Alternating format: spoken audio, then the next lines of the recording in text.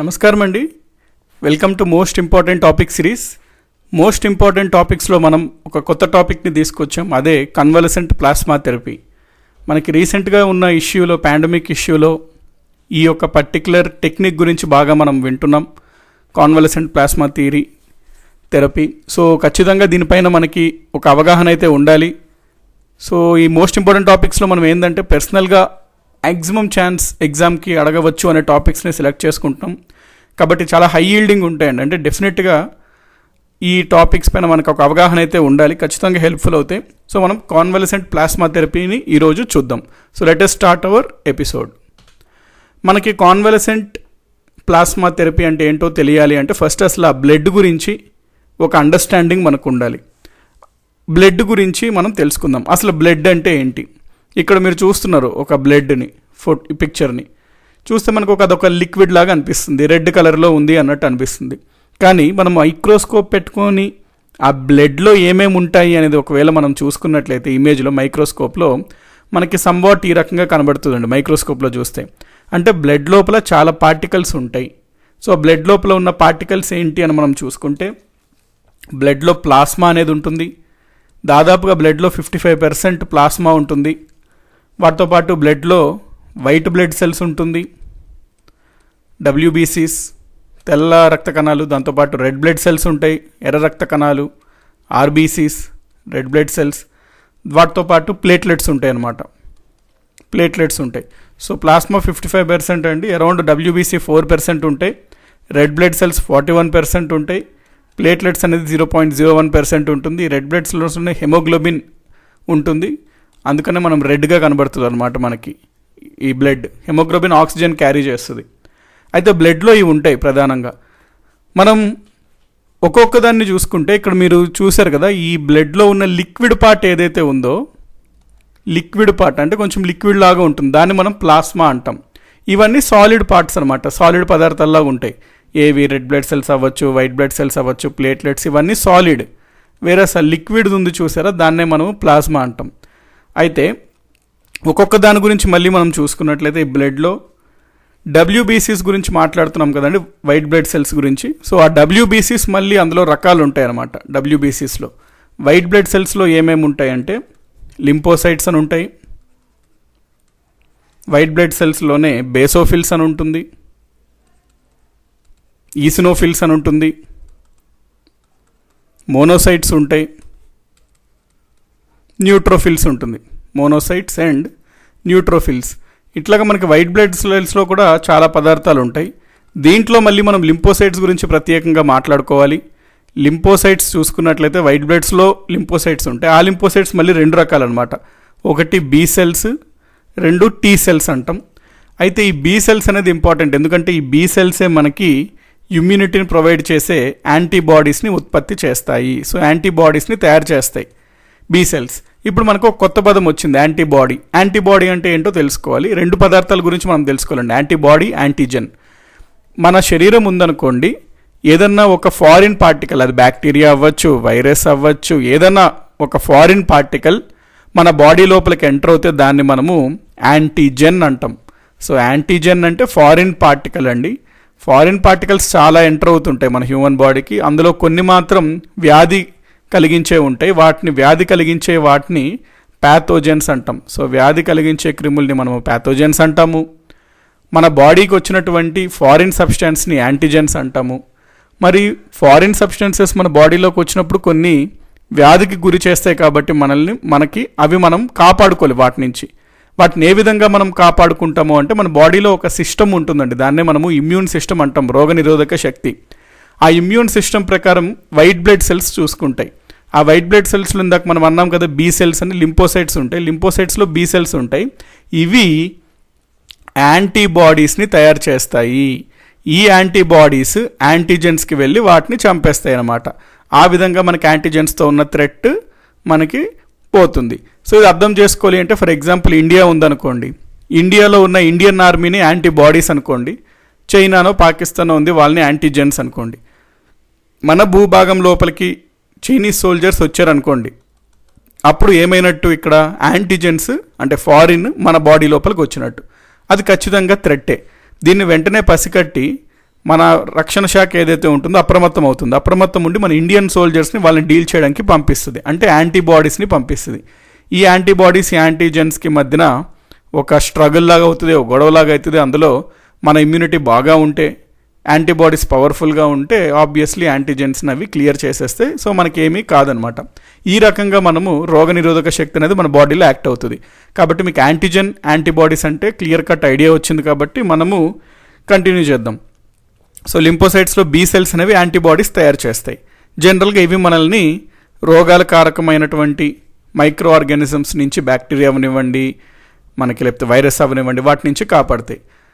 So ఇప్పుడు మనము బ్లడ్లో చూసుకుంటే ఏమన్నాము, ఒక 55% ప్లాస్మా ఉంటుంది మన బ్లడ్లో, ఒక 45% సాలిడ్ పదార్థాలు ఉంటాయి, కణాలు ఉంటాయి, సెల్స్. ఈ సెల్స్లో మళ్ళీ ఆర్బీసీ, డబ్ల్యూబీసీ, ప్లేట్లెట్స్ అవి చూసుకున్నాం.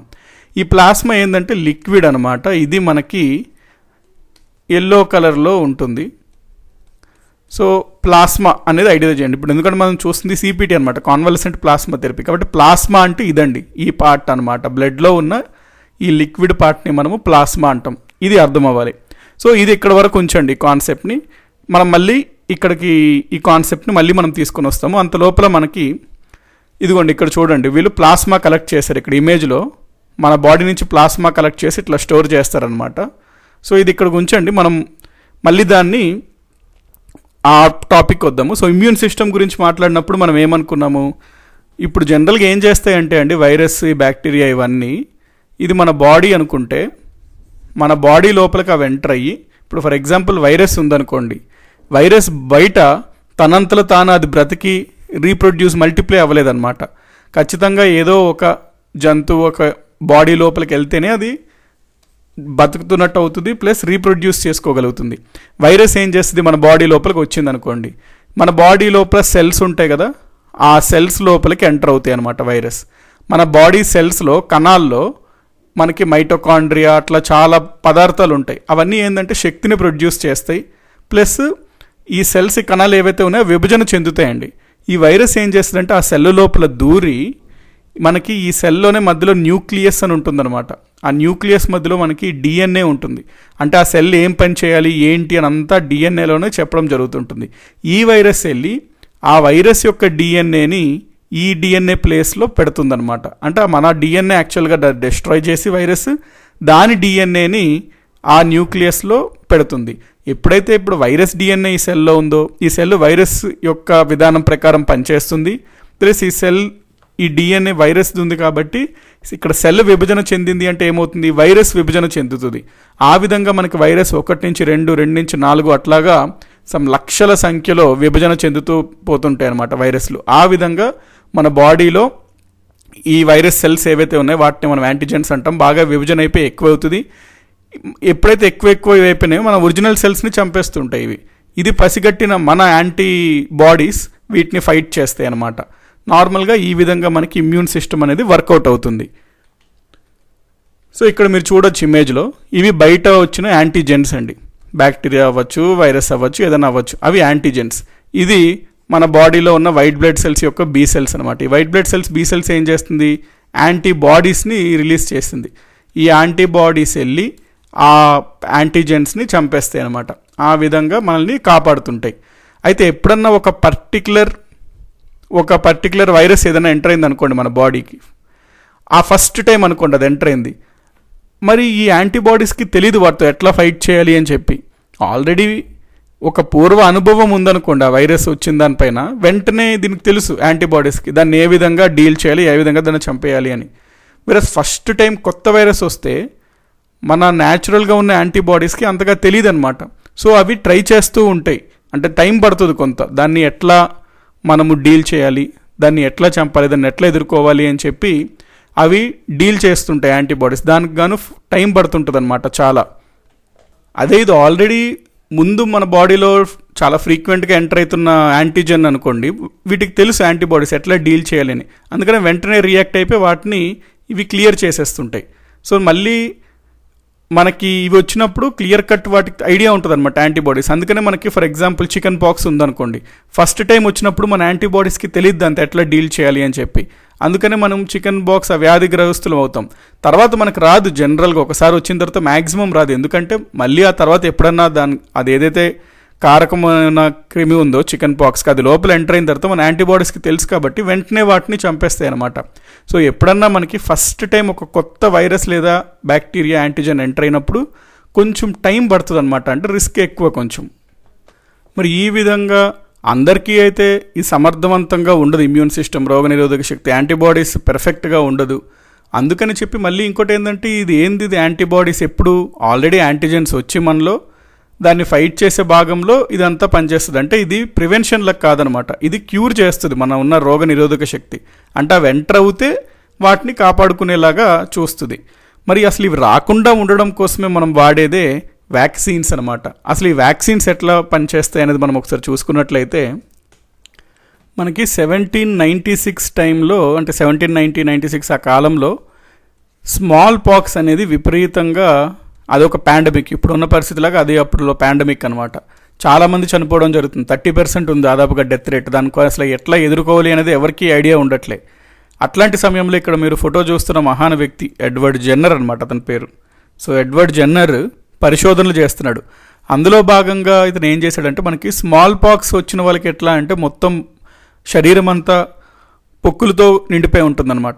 ఇతనేం అబ్జర్వ్ చేశాడు అంటే ఒక పిల్లోడికి స్మాల్ పాక్స్ వచ్చింది, అతను బాడీలో ఉన్నటువంటి ఆ పొక్కులో ఉన్నటువంటి ఆ పదార్థాలని తీసాడనమాట, గ్రహించాడు. అంటే దాన్ని ఎక్స్ట్రాక్ట్ చేసి నార్మల్గా ఒక వ్యక్తి ఉన్నాడు, ఆ హెల్దీ వ్యక్తిలో ఆ పదార్థం అనేది ఇంజెక్ట్ చేశారనమాట.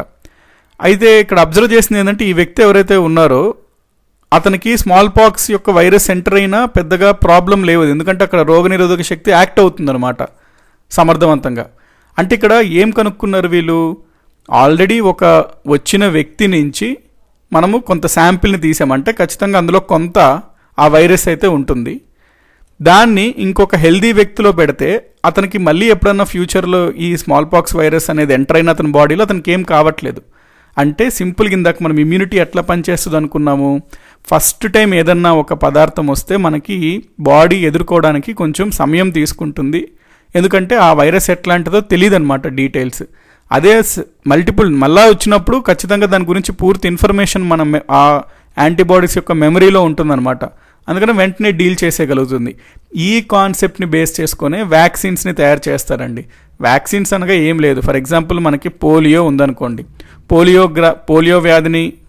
పోలియో వ్యాధికి కారకమయ్యే వైరస్ ఒకటి ఉంటుంది అనుకోండి, పోలియో వైరస్ ఉందనుకోండి. ఆ పోలియో వైరస్ వీళ్ళు ఏం చేస్తారంటే లైట్గా ఎక్స్ట్రాక్ట్ చేస్తారు. అప్పుడు ఆ పోలియో వైరస్కి ఏంటంటే హై టెంపరేచర్ దగ్గర సబ్జెక్ట్ చేస్తారు, కొన్ని కెమికల్స్ని యాడ్ చేస్తారు. దాని ద్వారా ఏమవుద్దంటే ఆ వైరస్ అనేది ఇన్యాక్టివ్ స్టేట్కి వెళ్ళిపోద్ది అనమాట. అంటే రీప్రొడ్యూస్ చేయలేదు, లేకపోతే ఆ వైరస్లో ఉన్న జెనెటిక్ మెటీరియల్ని వీళ్ళు తీసేస్తారు. ఎప్పుడైతే జెనెటిక్ మెటీరియల్ తీసేసారో ఆ వైరస్లో, ఇంకా వైరస్ పెద్దగా ఏమీ రీప్రొడ్యూస్ అవ్వలేదన్నమాట మన బాడీలో. ఇప్పుడు దీనిని ఇన్యాక్టివ్ వైరస్ని మన బాడీలోకి ప్రవేశపెడతారు. అయితే ఇది వెళ్ళింది ఏంది, ఒక యాంటీజెన్ ఫారిన్ బాడీని. ఇమీడియట్గా మన యాంటీబాడీస్ దీన్ని ఎట్లా ఎదుర్కోవాలి అని చెప్పి వాటి పని మొదలు పెడతాయి. ప్రాబ్లం ఎప్పుడు వస్తుంది, ఇది ఫాస్ట్గా ఒకదానికి మల్టిప్లై అయిపోతే ప్రాబ్లం వస్తుంది. కానీ ఇక్కడ ఇది ఇన్యాక్టివ్ కాబట్టి ప్రాబ్లం ఏముండదు. కొంత టైం తీసుకొని యాంటీబాడీస్ ఏం చేస్తాయి అంటే కరెక్ట్గా వైరస్ గురించి మొత్తం స్టడీ చేసి దాన్ని ఎట్లా ఎదుర్కోవాలి, ఎట్లా దాన్ని చంపాలి అన్నీ తెలుసుకొని దాన్ని చంపేస్తాయి. సో ఇప్పుడు వీటి మెమరీలో ఉంటుంది ఎట్లా ఎదుర్కోవాలి ఎప్పుడన్నా ఈ పర్టికులర్ వైరస్ వస్తాయి అని చెప్పి. సో దీన్నే మనం వ్యాక్సినేషన్ అంటాం. ఇప్పుడు ఈ వ్యక్తి లోపలికి మళ్ళీ ఎంటర్ అయింది అనుకోండి నార్మల్ పోలియో వైరస్, వెంటనే అక్కడ యాంటీబాడీస్కి తెలుసు కాబట్టి వెంటనే యాక్ట్ అవుతాయి, చంపేస్తాయి వెంటనే, కాబట్టి అతనికి ప్రాబ్లం ఉండదు అనమాట. సో ఈ రకంగా మనకి వ్యాక్సిన్స్ అనేవి పనిచేస్తాయి. హౌ వ్యాక్సిన్స్ వర్క్ అంటే కాన్సెప్ట్ మనకి ఆ రకంగా ఉంటుంది. అంటే వ్యాక్సిన్ అంటే సింపుల్ బట్ ఇన్యాక్టివ్ వైరస్ని తీసుకొచ్చి దాన్ని హెల్దీ బాడీ లోపలికి ఇంజెక్ట్ చేస్తారు. దాంతో మన బాడీలో ఉన్నటువంటి యాంటీబాడీస్ యొక్క మెమరీ లోపలికి ఆ యాంటీజెన్స్ని ఎట్లా డీల్ చేయాలో వెళ్తుంది. సో ఫ్యూచర్లో ఎప్పుడన్నా ఆ యాంటీజెన్ కనుక మన బాడీ లోపలికి ఎంటర్ అవుతే ఈ యాంటీబాడీస్ అనేది వెంటనే ఇమ్మీడియట్లీ రియాక్ట్ అవుతాయి. సో వ్యాధి నుంచి మనకి కాపాడుతాయి అన్నమాట. ఇది హోల్ కాన్సెప్ట్ ఆఫ్ వ్యాక్సినేషన్. వ్యాక్సిన్కి హోల్ కాన్సెప్ట్ ఇది. సో ఈ విధంగా రోగ నిరోధకం చేయడంనే మనము ఇమ్యూనిటీ అంటాం. సో ఇమ్యూనిటీ మనకి యాక్చువల్లీ రకాలు చూసుకుందామండి, ఇంపార్టెంట్ ఇది, ఎగ్జామ్స్లో డెఫినెట్గా అడగచ్చు. ఇమ్యూనిటీలో మనకి 2 టైప్స్ ఉంటాయి అన్నమాట. ఒకటి active immunity, 2 passive immunity. Active immunity గురించి మనం మాట్లాడుకున్నట్లయితే ఇందులో మళ్ళీ 2 టైప్స్ ఉంటాయండి, natural, artificial. So natural immunity అంటే యాక్టివ్ ఇమ్యూనిటీ గురించి మనం మాట్లాడుకుంటున్నాం. అందులో న్యాచురల్ అంటే ఏంటంటే, అసలు యాక్టివ్ అంటే ఏంటంటే మన బాడీనే కావాల్సిన ఇమ్యూనిటీని ప్రొడ్యూస్ చేసింది అనుకోండి, దాన్ని మనం యాక్టివ్ అంటాం. మన బాడీ కాకుండా బయట నుంచి మనం ఇమ్యూనిటీని యాడ్ చేసామనుకోండి, అంటే ఫర్ ఎగ్జాంపుల్ బయట నుంచి మనం యాంటీబాడీస్ని మన బాడీ లోపలికి పంపిస్తే దాన్ని మనం ప్యాసివ్ అంటాం. సో ఫస్ట్ యాక్టివ్ గురించి చూద్దాం. యాక్టివ్ ఇమ్యూనిటీ అంటే మన బాడీనే కావాల్సిన యాంటీబాడీస్ని తయారు చేసుకుంది. అందులో 2 రకాలు, న్యాచురల్, ఆర్టిఫిషియల్. న్యాచురల్ అంటే ఏంటి, ఫర్ ఎగ్జాంపుల్ మీ బాడీ లోపలికి ఏదో ఒక వైరసో బ్యాక్టీరియానో ఎంటర్ అయింది. మీరు ఏం చేస్తారు, అప్పుడు మీ బాడీలో ఉన్న ఇమ్యూన్ సిస్టమ్ వైట్ బ్లడ్ సెల్స్లో బి సెల్స్, లింపోసైట్స్లో బి సెల్స్ వెంటనే యాంటీబాడీస్ ప్రొడ్యూస్ చేస్తుంది. యాంటీబాడీస్ ఆ వైరస్ని చంపేస్తుంది, virus or bacteria whatever యాంటీజెన్స్ని. అంటే ఇది న్యాచురల్ అనమాట. మీరు ఎటువంటి వ్యాక్సినేషన్ కానీ మందు కానీ తీసుకోలేదు, నార్మల్గానే అక్కడ యాంటీబాడీస్ వాటిని రియాక్ట్ అయ్యి చంపేసాయి. కానీ కొన్నిసార్లు మనం ఏం చేస్తామంటే కొన్ని వ్యాధులకి వ్యాక్సినేషన్ తీసుకుంటాం. ఆ వ్యాక్సినేషన్ తీసుకోవడం ద్వారా మనం ఏం చేస్తున్నాము, ఆ యాంటీబాడీస్ని తీసుకొచ్చి వాటిపైన యాక్ట్ అయ్యేలా మనం చేస్తున్నాం. అంటే ఇది యాక్టివే, ఎందుకంటే ఇక్కడ కావాల్సిన యాంటీబాడీస్ మన బాడీనే తయారు చేసింది. కాకపోతే ఇది న్యాచురల్గా జరగలే, మనం వ్యాక్సినేషన్ వేసుకోవడం వల్ల జరిగింది. కాబట్టి వ్యాక్సినేషన్ దేని కింద వస్తుంది అంటే యాక్టివ్ ఇమ్యూనిటీలో ఆర్టిఫిషియల్ కింద వస్తుంది. సో ఇదండి న్యాచురల్, ఆర్టిఫిషియల్ అంటే. 2వ రకమైన ఇమ్యూనిటీ ఏంటి అంటే ప్యాసివ్ ఇమ్యూనిటీ. ప్యాసివ్ ఇమ్యూనిటీలో కూడా మనకి 2 ఉంటాయి, ఒకటి న్యాచురల్, ఇంకోటి ఆర్టిఫిషియల్. సో మనం ఏమనుకున్నాం, ప్యాసివ్ అంటే ఏమనుకున్నాం, బయట నుంచి మనకి యాంటీబాడీస్ని కలపాలి. మనం జనరల్గా చిన్నప్పుడు ఉన్నప్పుడు బ్రెస్ట్ ఫీడింగ్ చేసినప్పుడు తల్లిపాల నుంచి చాలా యాంటీబాడీస్ చైల్డ్లోకి వెళ్తాయండి. అంటే ఇది బయట నుంచి చైల్డ్లోకి యాంటీబాడీస్ని పంపడం జరుగుతుంది, కానీ ఇది న్యాచురల్ అనమాట. అందుకనే వాటిని మనం న్యాచురల్ ప్యాసివ్ ఇమ్యూనిటీ కింద చెప్తాం. ఫర్ ఎగ్జాంపుల్ మనం పుడుతున్నప్పుడు తల్లి ప్లసెంటా నుంచి మనకి యాంటీబాడీస్ వెళ్ళడం కానీ, లేదా తల్లి పాలు నుంచి మనకి యాంటీబాడీస్ రావడం కానీ, ఇవంతా ప్యాసివ్లో న్యాచురల్ అనమాట. ప్యాసివ్లో ఆర్టిఫిషియల్ ఉంటుంది. ఇందులో ఏంటంటే బయట నుంచి మనకి మన బాడీ లోపలికి కావాల్సిన యాంటీబాడీస్ని పంపిస్తారు, యాంటీబాడీస్ డీల్ చేస్తాయి అన్నమాట. సో దీన్ని మనం ఆర్టిఫిషియల్ ప్యాసివ్ ఇమ్యూనిటీ అంటాం. ఈరోజు మనం ఆ సిపిటి ఏదైతే కాన్సెప్ట్ ఉందో దీనికి సంబంధించింది ఎందుకు అనేది మనము చూడబోతాం ఇప్పుడు. సిపిటి కన్వల్సివ్ ప్లాస్మా థెరపీ ఈ ప్యాసివ్లో ఆర్టిఫిషియల్ కింద వస్తుంది. సో ఇక్కడ మీరు చూడండి, ఇమ్యూనిటీ 2 రకాలు, యాక్టివ్ ఇమ్యూనిటీ, ప్యాసివ్ ఇమ్యూనిటీ.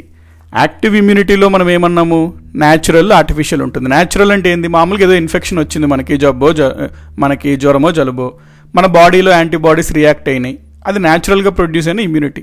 మనం వ్యాక్సినేషన్ వేసుకున్నాం, తద్వారా మనకు వచ్చిన ఇమ్యూనిటీ ఏంటంటే ఆర్టిఫిషియల్ ఇమ్యూనిటీ. యాక్టివ్లో మనకి న్యాచురల్గా మెటర్నల్ నుంచి వస్తుంటాయి అన్నమాట, కొన్ని మదర్ నుంచి, అవి న్యాచురల్ ప్యాసివ్ ఇమ్యూనిటీ. మనము గనక బయట నుంచి యాంటీబాడీస్ ఎక్కించుకుంటే మన బాడీ లోపలికి, దాన్ని మనం ఆర్టిఫిషియల్ ప్యాసివ్ ఇమ్యూనిటీ అని అంటాము. ఇప్పుడు మనము కన్వల్సెంట్ ప్లాస్మా థెరపీ అంటే ఏంటో చూసుకుందామండి. Convalescent plasma therapy. సో ఇక్కడ ఒక్కొక్క పదం మనం అర్థం చేసుకోవడానికి ట్రై చేద్దాం. ఫస్ట్ పదం ఏంటంటే కాన్వల్సెంట్. కాన్వల్సెంట్ అంటే అర్థం ఏంటంటే ఎవరో ఒక వ్యక్తి ఉన్నాడు, ఆ వ్యక్తికి సమ్ డిసీజ్ వచ్చింది, ఆ వ్యక్తి రికవర్ అయ్యాడు అనమాట. సో ఆ డిసీజ్ నుంచి బయటపడ్డాడు, రికవర్ అయ్యాడు. సో ఆ వ్యక్తిని మనము కాన్వల్సెంట్ అంటాం.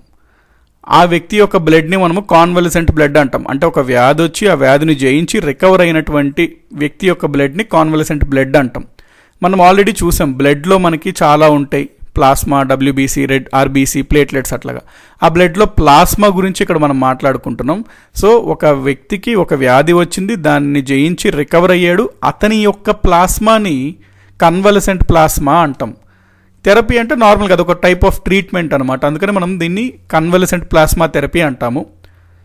కాబట్టి కన్వల్సెంట్ ప్లాస్మా అంటే ఏంటండి, ఒక వ్యక్తి ఉన్నారు, అతనికి ఒక వ్యాధి వచ్చింది, ఆ వ్యాధిని జయించాడు. సో అతని యొక్క ప్లాస్మా అనేది మనకి చాలా పనికి వస్తుంది అనమాట. అందుకని ఈ థెరపీలో వాడేది ఏంటంటే కన్వల్సెంట్ ప్లాస్మా. అంటే ఎవరో ఒక వ్యక్తికి ఆ జబ్బు వచ్చి అతను నయమయ్యి అతని యొక్క ప్లాస్మాని కలెక్ట్ చేస్తాం. కన్వల్సెంట్ అంటే అదే కదా, రికవర్ అయిన వ్యక్తి అని అర్థం. సో కన్వల్సెంట్ ప్లాస్మా మనకు ఉపయోగిస్తాం అనమాట. అందుకని దీన్ని మనం కన్వల్సెంట్ ప్లాస్మా థెరపీ అంటాం. మీకు ఇక్కడ ఐడియా వచ్చేసి ఉంటుంది ఆల్రెడీ, ఎందుకు ఒక వ్యక్తికి వ్యాధి వచ్చినది రికవర్ అయ్యాడు, అతని ప్లాస్మా మనకి ఏ విధంగా ఉపయోగపడుతుంది అని. ఇక్కడ చూద్దాం ఎందుకు ఉపయోగపడుతుంది అనేది. ఈ వ్యక్తి ఉన్నాడు, ఈ వ్యక్తి బాడీ లోపలికి ఫర్ ఎగ్జాంపుల్ ఏదో ఒక వైరస్ వెళ్ళింది అనుకోండి, కోవిడ్ వెళ్ళింది అనుకోండి. ఇప్పుడు అతని బాడీలో అది ఫస్ట్ టైం ఆ వైరస్ వెళ్ళినప్పుడు అక్కడ ఆయన బాడీలో ఏమవుతుంది, ఇమ్యూన్ సిస్టమ్ వెంటనే ఏదో యాంటీజెన్ వచ్చిందని చెప్పి యాంటీబాడీస్ని పంపిస్తుంది, first step. And second step ఏంటంటే యాంటీబాడీస్కి ఎప్పుడు ఈ కరోనా వైరస్ని చూడలేదు, దీంతో ఎట్లా డీల్ చేయాలో అర్థం కావట్లేదు. సో చాలా టైం పట్టింది, కాకపోతే అతని యొక్క రోగనిరోధక శక్తి బాగుంది, యాంటీబాడీస్ బాగా యాక్ట్ అయినాయి, ఎక్కువ సంఖ్యలో ప్రొడ్యూస్ అయినాయి. యాంటీబాడీస్ ఏదో ఒకటి చేసి ఈ కరోనాని ఎట్లా జయించాలి అనేది యాంటీబాడీస్ కోడ్ బ్రేక్ చేయగలిగాయి. దాంతో యాంటీబాడీస్ ఏం చేసి ఆ కరోనాని చంపేసాయి. దాంతో ఏమైంది, అతను కొన్నాళ్ళకి నయం అయిపోయాడు అనమాట, రికవర్ అయిపోయాడు. ఇప్పుడు ఈ ప్రాసెస్లో ఏమైంది, ఇక్కడ సెకండ్ స్టెప్ క్రూషియల్. ఒక కరోనా ఎంటర్ అయింది కాబట్టి అతని బాడీలో ఉన్న డబ్ల్యూబీసీస్లో లింపోసైట్స్లో బీ సెల్స్ ఎక్కువ యాంటీబాడీస్ని అయితే తయారు చేస్తుంది దాన్ని ఎదుర్కోవడానికి. ఈ ఎక్కువ యాంటీబాడీస్ కొంత టైం తీసుకొని కరోనాని ఎట్లాగా చంపాలి అనేది వీటికి కోడ్ బ్రేక్ చేస్తాయి. దాంతో ఎప్పుడైతే కోడ్ బ్రేక్ చేసింది ఇమీడియట్లీ కొన్ని యాంటీబాడీస్ వెళ్ళి చంపేస్తాయి. అయితే మిగతా చాలా యాంటీబాడీస్ అతని బ్లడ్లో ఉంటాయి, వాటికి తెలుసు, మెమరీ ఉంది కరోనాని ఎట్లా ఎదుర్కోవాలి అని. కానీ వాటి యొక్క అవసరం రాలేదు, ఎందుకంటే ఆల్రెడీ ఉన్న వాటితోనే చంపేయడం జరిగింది. కాకపోతే ఈయన బ్లడ్లో ఉన్న యాంటీబాడీస్కి కరోనా యొక్క మెమరీ ఉందన్నమాట, అంటే ఈజీగా వాటిని డీల్ చేయగలుగుతుంది. సో ఇప్పుడు ఏం చేస్తారంటే ఇప్పుడు ఈయన బ్లడ్ని ఏమంటాం మనం, కాన్వాలసెంట్ బ్లడ్ అంటాం. ఈ యాంటీబాడీస్ అన్నీ ఎక్కడ తిరుగుతాయండి, మనకి ప్లాస్మాలో తిరుగుతుంటాయి. బ్లడ్లో ఉన్న ప్లాస్మాలో ఈ యాంటీబాడీస్ తిరుగుతుంటాయి. అందుకు మనం ఏం చేస్తామంటే ఈ వ్యక్తి కరోనాని జయించాడు కాబట్టి అతని ప్లాస్మాలో ఉన్న యాంటీబాడీస్ ఏవైతే ఉన్నాయో వాటికి కరోనాని ఎట్లా జయించాలో ఎట్లా ఎదుర్కోవాలో తెలుసు. సో ఇతని బ్లడ్ నుంచి మనము ఈ ప్లాస్మా కలెక్ట్ చేద్దాము. ఆ ప్లాస్మా ఇంకొక వ్యక్తి ఉన్నాడు, ఆ వ్యక్తికి వచ్చింది ఆ వ్యాధి, కానీ అతని వ్యక్తి యొక్క రోగనిరోధక శక్తి ఫైట్ చేయలేకపోతుంది. అతను ఓల్డ్ ఏజ్ అవ్వచ్చు, లేకపోతే వేరే కాంప్లికేషన్స్ అవ్వచ్చు, లేకపోతే బాగా సివియర్ కండిషన్ వచ్చేసింది అతనికి. ఇట్లాంటి సమయంలో ఇతని బ్లడ్ లోపలికి, ఇతని బాడీ లోపలికి మనం ఈ ప్లాస్మాని పంపిస్తే ఆ ప్లాస్మాలో ఆబ్వియస్లీ మనకి యాంటీబాడీస్ ఉన్నాయి కాబట్టి ఇమ్మీడియట్గా కరోనాని మనం ఆ వైరస్ని ఈ యాంటీబాడీస్ వెంటనే యాక్ట్ చేసి చంపేయడానికి ట్రై చేస్తుంటుంది. తద్వారా ఇతను కోలుకోవడానికి ఛాన్స్ ఉంది అనే కాన్సెప్ట్ బేస్ చేసిన థియరీనే సిపిటి అనమాట, కాన్వాలసెంట్ ప్లాస్మా థెరపీ. సో ఈ కాన్వాలసెంట్ ప్లాస్మా థెరపీ అసలు ఏ విధంగా చేస్తారు అనేది మనం ఒకసారి చూసుకున్నట్టయితే ఫస్ట్ స్టెప్ ఏంటి, ఆబ్వియస్లీ ఒక వ్యక్తికి పలానా వ్యాధి వచ్చి ఉండాలి, దాని నుంచి అతను జయించాలి, రికవర్ అవ్వాలి. అతని బ్లడ్ని దాదాపుగా 800 ml బ్లడ్ని ఎక్స్ట్రాక్ట్ చేస్తారండి, బయటకు తీస్తారు. దాదాపు 800 ml బ్లడ్ని బయటకు తీస్తారు. ఆ తీసిన బ్లడ్ నుంచి, బ్లడ్లో ఏముంటాయి మనకి చాలా ఉంటాయి, ప్లాస్మా, డబ్ల్యూపీసీ, ఆర్బీసీ, ప్లేట్లెట్స్ అన్నీ. ఆ బ్లడ్ నుంచి కేవలం ప్లాస్మాని మాత్రం సపరేట్ చేస్తారనమాట. ఇదిగోండి ప్లాస్మాని సపరేట్ చేశారు, బ్లడ్ నుంచి, మొత్తంలో బ్లడ్ నుంచి సపరేట్ చేశారు ప్లాస్మాని. అయితే ఇక్కడ ఇది కూడా గుర్తుపెట్టుకోండి, మనం నార్మల్గా బ్లడ్ డొనేషన్ చేసినప్పుడు ఏమవుతాం, మనం మొత్తం బ్లడ్ ఇస్తాం కాబట్టి మన రెడ్ బ్లడ్ సెల్స్ కూడా చాలా వరకు మనం డొనేట్ చేసినట్టు అయిపోద్ది. రెడ్ బ్లడ్ సెల్స్ మళ్ళీ వాటికి అవి తయారవడానికి కొంచెం టైం పడుతుంది అనమాట. అందుకని మనం నార్మల్ బ్లడ్ డొనేషన్ చేసినప్పుడు కొంత గ్యాప్ ఉండాలి అని చెప్తారు మళ్ళీ బ్లడ్ డొనేషన్కి. వేరేస్ ఇక్కడ ఏం చేస్తారంటే జనరల్గా మనకి ప్లాస్మా థెరపీలో మన బ్లడ్ని కలెక్ట్ చేశాక, బ్లడ్లో ఉన్నటువంటి ప్లాస్మాని సపరేట్ చేశాక, తిరిగి ఆ బ్లడ్ ఉంటుంది కదా మిగతాది, ఆర్బీసీస్ అవన్నీ మళ్ళీ మన బాడీ లోపలికి పంపించేస్తారు. అందుకనే మనము ప్లాస్మాకి సంబంధించి ఎప్పుడన్నా ప్లాస్మాని డొనేట్ చేయాలంటే వారానికి 2 సార్లు కూడా చేయొచ్చు అనమాట, ఫ్రీక్వెంట్గా చేయొచ్చు. ఎందుకంటే ఓన్లీ ప్లాస్మాని మాత్రమే వీళ్ళు ఎక్స్ట్రాక్ట్ చేసి మిగతాది మన బాడీకి తిరిగి పంపించేస్తారు కాబట్టి. సో సెకండ్ స్టెప్లో ఏంది, ఆ డొనేట్ అయిన బ్లడ్ నుంచి ప్లాస్మాని సపరేట్ చేస్తారు. థర్డ్ స్టెప్ ఏంది, ఇప్పుడు ఇతనికి కండిషన్ ఉంది సీరియస్గా, ఇతని బాడీ లోపలికి ఆ కలెక్ట్ అయినటువంటి ప్లాస్మాని పంపిస్తున్నారు. సో ఈ థర్డ్ స్టెప్లో మనకి ఆ ప్లాస్మాని ఎవరైతే వ్యక్తికి అదే వ్యాధి వచ్చిందో అతని బాడీ లోపలికి పంపించడం జరుగుతుంది. సో ఇప్పుడు ఏమవుతుంది, ఆ ప్లాస్మాలో ఆల్రెడీ మనకి యాంటీబాడీస్కి తెలుసు ఆ వ్యాధి యొక్క కారకమైన వైరస్ని లేకపోతే బ్యాక్టీరియాని ఎట్లా డీల్ చేయాలని. ఆ బాడీ లోపలికి వెళ్ళగానే వాటి పని మొదలు పెడతాయి, ఆ వైరస్ని లేకపోతే బ్యాక్టీరియా యాంటీజెన్స్ని అవి చంపేస్తాయి అనమాట. దాంతో అతను కోలుకోవడం జరుగుతుంది. ఇక్కడ చూస్తే రికవర్ అయ్యాడు అనమాట లాస్ట్ స్టెప్, దీనివల్ల సిపిటి వల్ల రికవర్ అయ్యాడు. సో ఇది ఎంటైర్ ప్రాసెస్ అనమాట మనకి సిపిటిలో జరిగేది. ఇక్కడ మనం చూడొచ్చు అసలు కరోనా ఫస్ట్లో వచ్చినప్పుడు దీనికి అసలు ఏంటి దుక్కే లేదా అనే టైంలో మనకి ఫస్ట్లో చైనా వాళ్ళు చెప్పారు, బ్లడ్ ప్లాస్మా మేము ఏమైతే సర్వైవర్స్ అంటే రికవర్ అయిన వాళ్ళ దగ్గర నుంచి కలెక్ట్ చేసామో దాన్ని వాడితే కొంచెం బాగానే వేరే వాళ్ళకి యూజ్ అవుతుంది అని చెప్పి ఫస్ట్లో ఒక ఆర్టికల్ వచ్చిందనమాట. దాని తర్వాత చాలా దేశాలు ఈ యొక్క ఈ ప్లాస్మా థెరపీ అంటే ఏంటి అనే దానిపైన బాగా రీసెర్చ్ చేసి మన ఇండియా కూడా ICMR కూడా కేరళలో ఒప్పుకుంది, ఒకసారి ట్రయల్స్ చేయండి ఈ కాన్వలసెన్స్ ప్లాస్మా థెరపీ గురించి. అప్పటి నుంచి మనకి ఫ్రీక్వెంట్గా న్యూస్లో వింటున్నాం ఈ ప్లాస్మా థెరపీ, అసలు ప్లాస్మా అంటే ఏంటి, ఇది ఏమన్నా యూజ్ ఉంటుందా అట్లా అని చెప్పి. సో ఇది మనకి కాన్వలసెంట్ ప్లాస్మా థియరీకి సంబంధించిన ఎసెన్స్ అనమాట. ఇక ముందు మనం అంటే దీనికన్నా ముందు ఎప్పుడన్నా మనం వాడేమా ఈ కాన్వలసెంట్ ప్లాస్మా థియరీ, ఏమైనా మనకు సక్సెస్ వచ్చిందా అంటే మనం ఆల్రెడీ చాలాసార్లు వాడామండి ఈ టెక్నిక్. ఫర్ ఎగ్జాంపుల్ 1918లో చాలా పెద్ద ఫ్లూ వచ్చిందనమాట, స్పానిష్ ఫ్లూ అంటాం దాన్ని మనం. సో ఆ స్పానిష్ ఫ్లూ వచ్చినప్పుడు ఈ కాన్వలసెంట్ ప్లాస్మా థెరపీ యూస్ చేశారు, బాగా మంచి రిజల్ట్స్ ఇచ్చింది. అదేవిధంగా 1920s ఆ టైంలో మనకి డిప్తీరియా అనే పాండమిక్ చాలా దేశాల్లో వచ్చింది, ఆ టైంలో కూడా మనకి CPT బాగానే యూజ్ అయింది మనకి. అదేవిధంగా 1930sలో కూడా ఒక బ్యాక్టీరియా ఎపిడమిక్ అయితే వచ్చినప్పుడు కూడా బాగానే యూజ్ అయింది 1930sలో కూడా. నెక్స్ట్ మనకి 2000 to 2010 ఆ టైమ్స్లో మనకి సార్స్, మెర్స్ ఇవి వచ్చినాయి కదండి. ఈ సార్స్, మెర్స్ పైన కూడా CPT కొంచెం బాగానే ఎఫెక్టివ్గానే పనిచేస్తుంది అనమాట.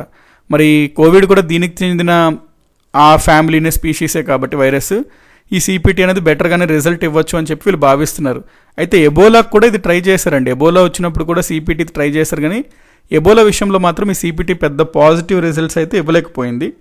సో మన కరోనాకు కూడా ఇది ఇంకా పూర్తి ట్రయల్స్ అయితే అవ్వలేదు. కాకపోతే రెండు వర్గాలు ఉన్నారండి. ఒక వర్గం ఏంటంటే CPT పెద్దగా యూజ్ అవ్వదు అంటున్నారు కొంతమంది కొంచెం బాగానే పనిచేస్తుంది, రికవరీ రేట్ బాగానే ఉంది, ఎస్పెషల్లీ ఓల్డ్ పీపుల్కి లేకపోతే మల్టిపుల్ వ్యాధుల నుంచి బాధపడుతున్న వాళ్ళకి ఇవ్వచ్చు, బాగానే మంచి రిజల్ట్సే కొంతవరకు చూపిస్తుంది అని చెప్తున్నారు. సో ఏదేమైనా సరే మనకి ఒక రిలీఫ్ అనేది ఏదో విధంగా ప్రస్తుతం ఉన్న పాండమిక్లో వస్తే దేశమే కాదు ప్రపంచమంతా కొంచెం ఊపిరి పీల్చుకునే పరిస్థితి వస్తుంది. సో ఇదే అండి మొత్తం కాన్వలసెంట్ ప్లాస్మా థియరీకి సంబంధించి. సో ఇక్కడ కాన్వలసెంట్ అంటే అర్థం ఏంటో మనం చూసుకున్నాం, ప్లాస్మా అంటే ఏంటో తెలుసుకున్నాం, థెరపీ అంటే ఇది ఒక టైప్ ఆఫ్ ట్రీట్మెంట్ అని చెప్పి. ఇందులో భాగంగానే మనం ఏం తెలుసుకున్నాము, అసలు బ్లడ్ అంటే ఏంటి, బ్లడ్లో ఏముంటాయి తెలుసుకున్నాం, మన రోగ నిరోధక శక్తి ఇమ్యూన్ సిస్టమ్ ఏ విధంగా పనిచేస్తుందో తెలుసుకున్నాం, ఇమ్యూనిటీలో ఎన్ని టైప్స్ ఉంటాయి, యాక్టివ్, పాసివ్, అందులో మళ్ళీ న్యాచురల్, ఆర్టిఫిషియల్ అంటే ఏంటో తెలుసుకున్నాం. అందులో మనకి ప్యాసివ్లో, ఆర్టిఫిషియల్లో ఈ ప్లాస్మా అంటే బయట నుంచి యాంటీబాడీస్ని పంపించడం ప్యాసివ్ ఆర్టిఫిషియల్ ఇమ్యూనిటీ అంటాం. మరి ఈ CPTలో మనం ఏం చేస్తున్నాము, బయట నుంచి యాంటీబాడీస్ని బాడీ లోపలికి పంపుతున్నాం, అంటే ఇది ఒక ఆర్టిఫిషియల్ ప్యాసివ్ ఇమ్యూనిటీ కింద వస్తుంది. దాంతోపాటు మనం ఏం చూసామంటే అసలు ఈ CPTలో ఏం చేస్తారో చూసాము, ఏ విధంగా పనిచేస్తుందో చూసాము. ఇదే అండి complete concept regarding convalescent plasma therapy. So మళ్ళీ మనము నెక్స్ట్ మోస్ట్ ఇంపార్టెంట్ టాపిక్ సిరీస్లో ఒక కొత్త ట్రెండింగ్ మోస్ట్ ఇంపార్టెంట్ టాపిక్తో మళ్ళీ కలుసుకుందాం. అంటిల్ దెన్ టేక్ కేర్ అండి, good bye each one of you.